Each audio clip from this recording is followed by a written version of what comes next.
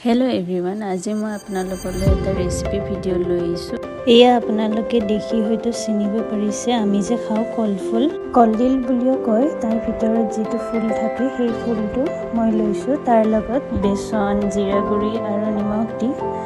কণমান পানী দি সানি লৈছো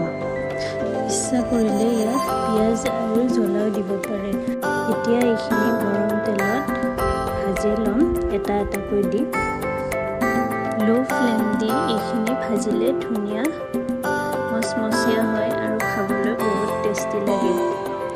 এনে আমি কলডিলটো ৰান্ধি খাও তাৰ লগতে ফুলটো এনেদৰে ভাজি খাব পাৰি ইয়াক আমি